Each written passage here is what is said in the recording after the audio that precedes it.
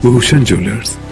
पालमपुर के कारोबारी निशांत शर्मा मामले में हिमाचल हाईकोर्ट ने डीजीपी संजय कुंडू के खिलाफ एसपी कांगड़ा को एफआईआर दर्ज करने के आदेश दिए हैं। हाईकोर्ट ने अब तक निशांत की शिकायत पर एफआईआर नहीं होने पर नाराजगी जताई है। इसके साथ ही हाईकोर्ट ने पुलिस को निर्देश दिए कि कारोबारी निशांत व उनके परिवार को पुलिस प्रोटेक्शन दी जाए। मामले की अगली सुनवाई 22 नवम्बर को होगी। इसमें कोर्ट देखेगा कि पुलिस ने अब तक इस मामले में क्या कार्रवाई की। पालमपुर के कारोबारी निशांत ने अपने परिवार की जान को खतरा बताते हुए डीजीपी के खिलाफ एफआईआर दर्ज करने की बात कही। कोर्ट ने कारोबारी द्वारा ईमेल के माध्यम से भेजी शिकायत पर संज्ञान लेते हुए एसपी शिमला व एसपी कांगड़ा से स्टेटस रिपोर्ट तलब की थी। दोनों जिलों के एसपी ने कोर्ट में स्टेटस रिपोर्ट दाखिल कर दी है। इसके साथ ही हाईकोर्ट ने डीजीपी संजय कुंडू पर कांगड़ा में एफआईआर करने के आदेश दिए हैं। निशांत शर्मा के मामले में हाई कोर्ट ने एक स्वतः संज्ञान लिया था court on its own motion petition पर, जिसमें हाई कोर्ट ने हमसे स्टेटस रिपोर्ट मांगी थी। आज 2 शिमला एसपी और कांगड़ा एसपी ने उसमें स्टेटस रिपोर्ट फाइल की।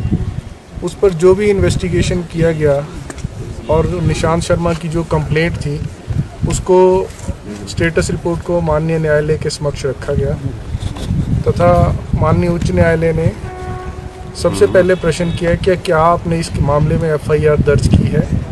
हमने न्यायालय को बताया कि जो फैक्ट्स कंप्लेंट में लिखे गए थे और जो उसके तथ्य हैं उनकी छानबीन कर हम स्टेटस रिपोर्ट न्यायालय के समक्ष रख रहे हैं।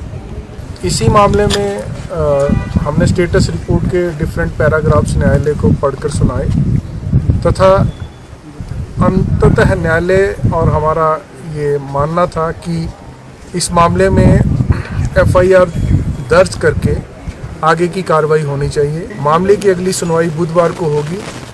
तब तक हमने न्यायालय को ये एश्योर किया है कि इस मामले में कांगड़ा में, क्योंकि सारा इंसिडेंट कांगड़ा में हुआ है, उसकी कंप्लेंट कांगड़ा में आई, वो पहले एसपी कांगड़ा के पास तुरंत पहुंचा और इसलिए इस मामले में कांगड़ा में एफआईआर दर्ज करके बुधवार तक न्यायालय में अगली स्टेटस रिपोर्ट फाइल की जाएगी।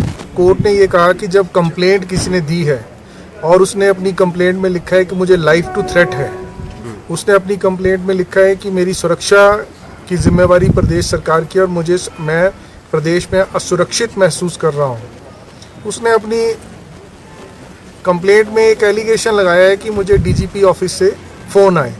फ़ोन के कंटेंट क्या थे, फ़ोन पे कोई ऐसी बहुत ज़्यादा बातचीत नहीं हुई है। तो जब उसने क्रिमिनल इंटिमिडेशन की बात की है, रॉन्गफुल रिस्ट्रेंट की बात की है कि मुझे बाक्सूनाग में रोका गया कुछ गुंडा तत्वों द्वारा, और उसने गुड़गांव का भी एक मामले का जिक्र किया गया है। तो जब ये तथ्य न्यायालय के सामने आए और चर्चा में बहस के दौरान आए तो एक मत था कि इस मामले में तुरंत एफआईआर दर्ज करके एक सिटीजन की प्रोटेक्शन होनी चाहिए। Bureau report ENTV।